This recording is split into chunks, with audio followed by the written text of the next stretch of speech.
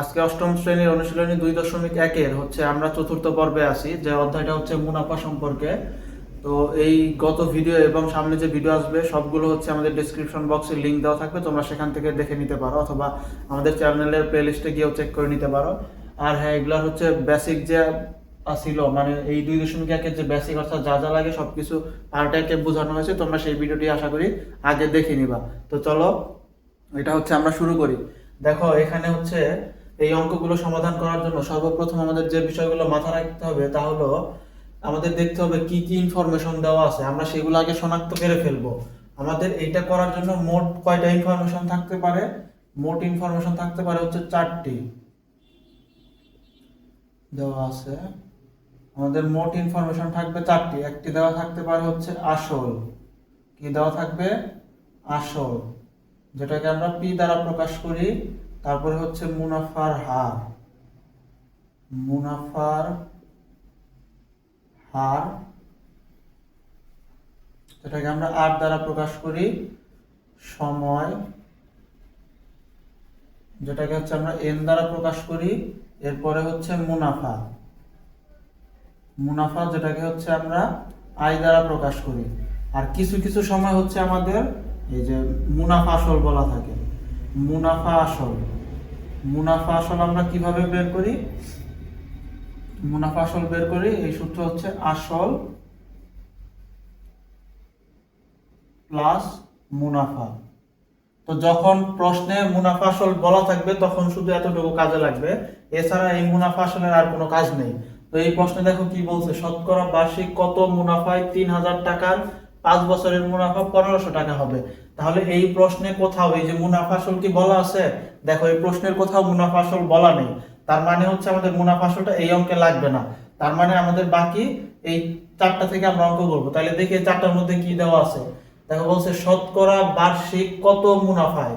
তাহলে শতকরা বার্ষিক কত মুনাফায়, যে আমি বলছিলাম যার সাথে শতকরা কথাটি থাকে, কি বললাম? যার সাথে শতকরা কথাটি থাকে সেটা হচ্ছে আর এর মান, মানে হচ্ছে যার সাথে পার্সেন্ট থাকবে অথবা যার সাথে শতকরা কথাটি থাকবে সেটা হচ্ছে আমাদের আর এর মান। তো যেহেতু বার্ষিক কত মুনাফায়, তার মানে হচ্ছে আমাদের কত বলছে, তার মানে এটা দেওয়া নাই। তাহলে হচ্ছে আমরা আর এর মানটা হচ্ছে বের করব। আর দেওয়া আছে কি কি? আমাদের দেওয়া আছে মুনাফায় 3000 টাকা। এই যে যে টাকাটা দেওয়া থাকে সেটা হচ্ছে আমাদের জন্য কি, সেটা হচ্ছে আসল। তার মানে আসল কত? আসল হচ্ছে 3000 টাকা। আসল কত? 3000 টাকা। এরপর হচ্ছে আমাদের 5 বছর। এই বছর মানে কি? বছর বলতে কি বোঝায়? বছর বলতে হচ্ছে সময়। সময় কত? 5 বছর। এরপর হচ্ছে মুনাফা দেওয়া আছে 1500 টাকা। 1500 টাকা। তো আমরা এখন এই ইনফরমেশন গুলো জানি। তো আমরা যখন এই ইনফরমেশন গুলো বের করে ফেলতে পারবো তখন হচ্ছে আমাদের অঙ্ক করাটা অনেক ইজি হয়ে যাবে। তাহলে হচ্ছে চলো এখন আমরা সূত্র বসাই। তাহলে আমরা লিখতে পারি যে আমরা জানি মুনাফা, এখানে এই 4টার যে কোনো একটা বের করতে বললে, এই 4টার যে কোনো একটা যদি বের করতে বলে আমাদের সূত্র একটাই, সেটা হচ্ছে আই সমান পি আর এন, মানে হচ্ছে মুনাফা সমান আসল গুণন মুনাফার হার গুণন সময়। এখন এই জায়গা থেকে আমাদের কিসের মান লাগবে? আর এর মান বের করতে বলছে। তার মানে এই অংশটা এই পাশে নিতে হবে আর এইটা ওই পাশে। তার মানে পি আর এন সমান আই, বা যেহেতু আর এর মান তাহলে আর বাদে বাকি সব ওই পাশে নিতে হবে। আর সমান আই বাই পি এন। মনে রাখবা, যখনই আমরা আর এর মান বের করব তখন হচ্ছে আমাদের অ্যানসারের সাথে একটা 100 দিয়ে গুণ দিতে হবে। তার মানে গুণন হচ্ছে 100, কারণ আর কি শতকরায় বের হয়, আর শতকরা মানে হচ্ছে 100। তাহলে পার্সেন্ট আনার জন্য আমাদের 100 দিয়ে গুণ দিতে হবে। পার্সেন্ট যখন আমরা আনবো তখন হচ্ছে দিব গুণন 100, আর পার্সেন্ট যখন বাদ দিব তখন 1/100 গুণ দিব, অথবা 100 দ্বারা ভাগ দিলেও হয়। গুণ দিব হচ্ছে 1/100, তখন ভগ্নাংশ থাকবে তখন 1/100 নিব। আর যদি যেমন হচ্ছে 12/2%, তার মানে তখন নিব 12/2 গুণন 1/100। আর যদি থাকতো যে সরাসরি 12%, তাহলে তো ভগ্নাংশ নাই, তার মানে 12/100। আশা করি বুঝতে পারছো। এখন হচ্ছে আই এর মান কত? আই বলে দিছে হচ্ছে আমাদের এই যে আই এর মান 1500 টাকা। 1500, তাহলে আই এর মান হচ্ছে 1500 টাকা। পি কত? পি বলা আছে আমাদের এই যে পি হচ্ছে 3000। পি হচ্ছে 3000 আর এন এন আমাদের কত বলা আছে, এন হচ্ছে 5 বছর, তাহলে 3000 গুণন হচ্ছে 5, এখন গুণন হচ্ছে এই জায়গায় 100।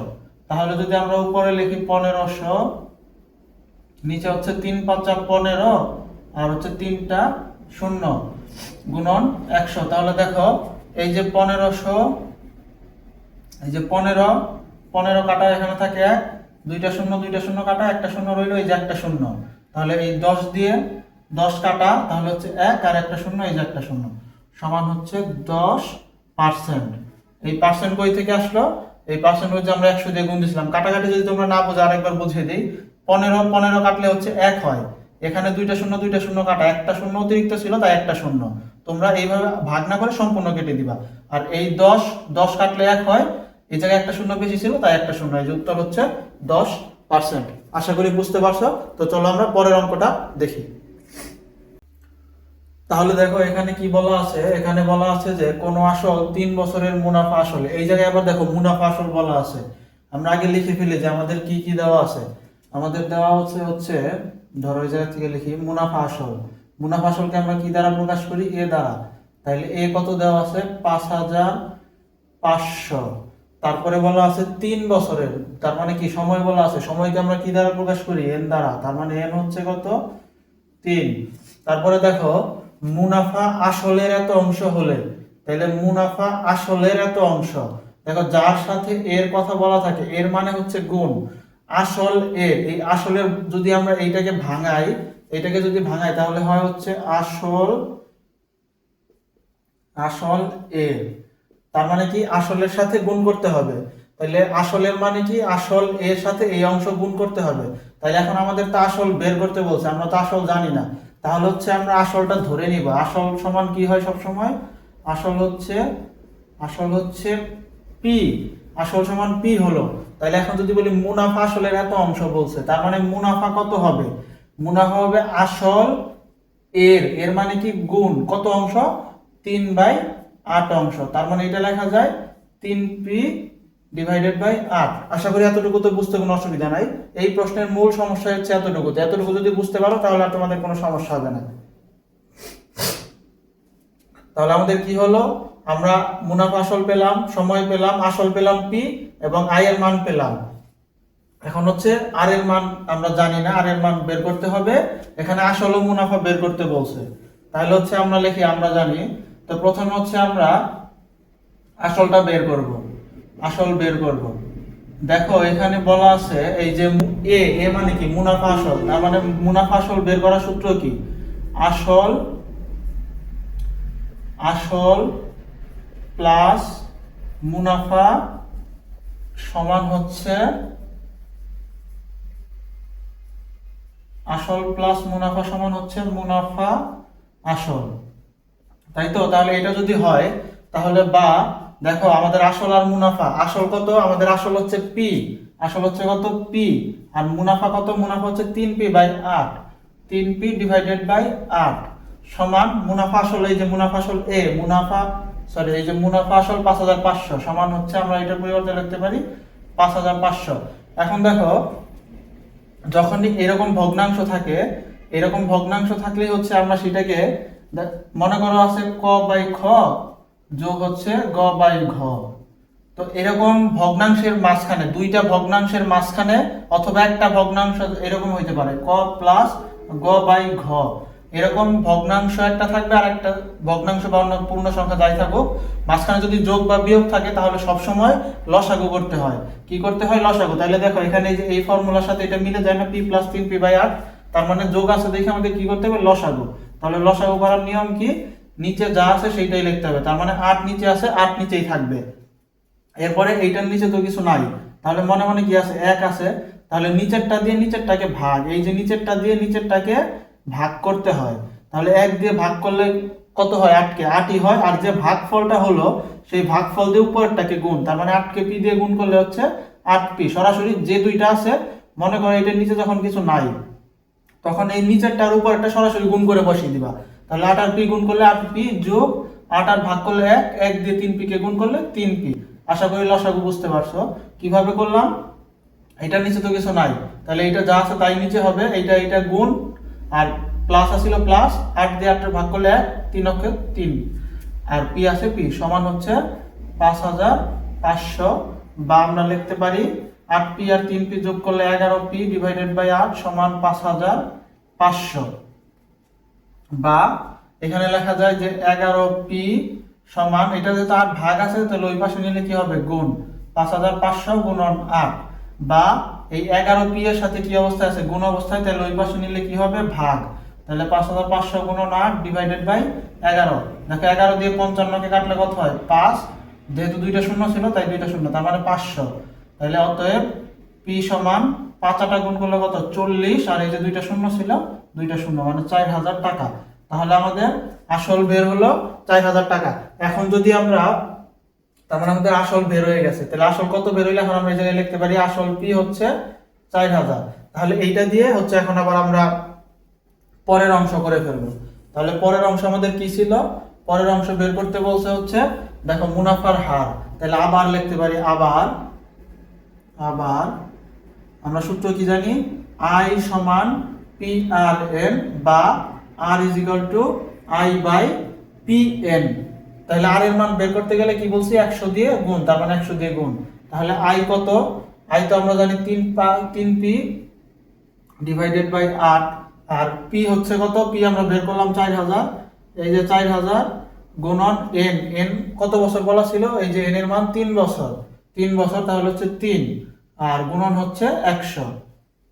তাহলে উপরে 3p নিচে 8 তার নিচে 12, 3টা শূন্য গুণন হচ্ছে 100। তাহলে এটাকে কিভাবে লেখা যায়, এটাকে আমরা এই পাশে লিখি, এটাকে লেখা যায় দেখো এটার পরে হচ্ছে এই পাশে, এই এতটুকু তোমরা স্ক্রিনশট নিয়ে রাখো, অনেকের আবার দেখতে সমস্যা হয় তাই তোমাদের স্ক্রিনশট নেওয়ার সুযোগ দিলাম। এরপরে এই জায়গা থেকে এই পাশে লেখা যায় হচ্ছে উপরে 3p ডিভাইডেড বাই 8 নিচে 3p সমান লিখতে পারি, তো এই 3p বাই 8 মানে হচ্ছে এইভাবে 3p ডিভাইডেড বাই 8 গুণন উপরে 1 নিচে 3p, আর যেহেতু আমাদের শতকরা বের করতে বলছে, শতকরা বের করতে বললে হচ্ছে 100 দিয়ে গুণ দিতে হয়, তাহলে 3p কাটা, উপরে রইল 100 অক্ষে 100, নিচে হচ্ছে 8, যদি আমরা ভাগ করি 8 দিয়ে 100 কে, তাহলে প্রথমে হচ্ছে যায় 8 অক্ষে 8, তারপরে 2 0 8 দুগুণে 16, তার মানে কত হয়, এই জায়গায় নিচে থাকে হচ্ছে 4, তার মানে 12 সমস্ত, উপরে 4 নিচে 8, শতকরার জন্য পার্সেন্ট কাটাকাটি করলে উপরে 1 নিচে 2, তার মানে 12 সমস্ত 1/2%। তো আশা করি বুঝতে পারছো। এরপরে চলো হচ্ছে আমরা উদাহরণ 7 নাম্বারটা দেখে নিই, তাহলে আমাদের উদাহরণ শেষ, এরপরে আমরা আস্তে আস্তে অনুশীলনীতে চলে যাব। তো তোমরা আগে যে 6 নাম্বার অঙ্কটা করলা ওই অঙ্কটা কিন্তু খুবই গুরুত্বপূর্ণ, এটা হচ্ছে 38তম BCS এ আসছিল, তোমরা ওই অঙ্কটা ভালোভাবে দেখবা, ঠিক আছে? তো চলো এটা আমরা সমাধান করি। তো আমরা কি বলছি, সর্বপ্রথম আমাদের দেখতে হবে আমাদের কি কি ইনফরমেশন দেওয়া আছে। মোট 4টা ইনফরমেশন দেওয়া থাকে, তো দেখি এর মধ্যে আমাদের কি কি দেওয়া আছে। দেখো বলছে বার্ষিক 12%, এই যে পার্সেন্ট থাকা মানে কি মুনাফার হার, হ্যাঁ ঠিক ধরতে পারছো, পার্সেন্ট মানে হচ্ছে মুনাফার হার, তাহলে এই জায়গায় লিখতে পারি 12%, বা আমরা কি লিখতে পারি, আমরা বলছিলাম যখন হচ্ছে ভগ্নাংশ আকারে পার্সেন্ট থাকবে তখন 1/100 নিব, আর যখন হচ্ছে ভগ্নাংশ ছাড়া পূর্ণ সংখ্যায় পার্সেন্ট থাকবে তাহলে সরাসরি ওই সংখ্যাকে 100 দিয়ে হচ্ছে ভাগ করে দিব, ঠিক আছে? এরপরে দেখো মুনাফায় কত বছরের এত টাকা, যে বছর কত বছর বলছে, বছর কি দ্বারা প্রকাশ করে, এন দ্বারা, তার মানে হচ্ছে আমাদের এন এর মান নির্ণয় করতে হবে, কত যেহেতু বলছে তার মানে নির্ণয় করতে হবে। 10,000 টাকা যত টাকার হয় তত ওইটা আমাদের জন্য কি হয় আসল, তার মানে হচ্ছে আসল হচ্ছে 10,000। এরপরে বলছে মুনাফা 4800 টাকা হবে, মুনাফা কি, এই যে মুনাফা আই সমান কত 4800, তাহলে আমাদের বের করতে বলছে কি সময়, তাহলে আমরা চলো সূত্র বসিয়ে দেই, লিখি আমরা জানি কি জানি আই সমান PRN, বা এই জায়গা থেকে আমাদের কি বের করতে বলছে, আমাদের বের করতে বলছে এন, তার মানে আমরা যেটা বের করতে বলে সেটা হচ্ছে বাম পাশে রাখি, আর উপরে সব সময় হচ্ছে আই, আর যেটা নিয়ে গেছি মানে এন তো এই পাশে, তার মানে বাকি দুইটা হচ্ছে নিচে, তাহলে আমরা মান বসাই। আই দেখো আই কত বলা আছে, আই হচ্ছে 4800, এই যে 4800, তারপর দেখো এন এর মান তো আমাদের জানি না, পি বলা হচ্ছে 10,000, তার মানে 10,000, আর হচ্ছে সুদের হার বলা আছে হচ্ছে 12/100, তার মানে 12/100, তাহলে এটা হচ্ছে উপরে যা আছে তাই 4800, নিচে যদি আমরা ক্যালকুলেশন করি দেখো এটা কাটা, এটা কাটা, তার মানে কত থাকে 12 অক্ষে 12, আর শূন্য কয়টা রয়েছে দুইটা, তার মানে দুইটা শূন্য, এখন দেখো এই একটা শূন্য একটা শূন্য একটা শূন্য কাটা, 12 দিয়ে 48কে কাটলে 4, তার মানে উত্তর কত বের হইলো? 4 বছর। খুবই সহজ অঙ্ক ছিল। তো আশা করি তোমরা বুঝতে পারছো। প্রথমে জাস্ট আমাদের এগুলো সলভ করার সময় কি করতে হবে, দেখতে হবে আমাদের প্রশ্ন পড়ে পড়ে কিসের মান দেওয়া আছে আর কি দেওয়া নেই। যদি মুনাফা আসল থাকে তাহলে হচ্ছে মুনাফা আসলের সূত্র প্রয়োগ করতে হবে, অথবা এই যে পি প্লাস পি ইন্টু, আচ্ছা সরি, যখন মুনাফা আসল থাকবে তখন আসল প্লাস মুনাফা এই সূত্র প্রয়োগ করতে হবে। আর মুনাফা আসল না থাকলে আমাদের এই সূত্র প্রয়োগ করে সকল অঙ্ক আমরা সমাধান করতে পারবো। আশা করি বুঝতে পারছো। তো এর সাথে সাথে তোমাদের হচ্ছে অনুশীলনী, মানে হচ্ছে উদাহরণের অঙ্ক শেষ হলো, এরপরে আমরা অনুশীলনী অঙ্কে চলে যাব। ধারাবাহিকভাবে তোমরা আশা করি ভিডিওটি দেখবা। ধন্যবাদ।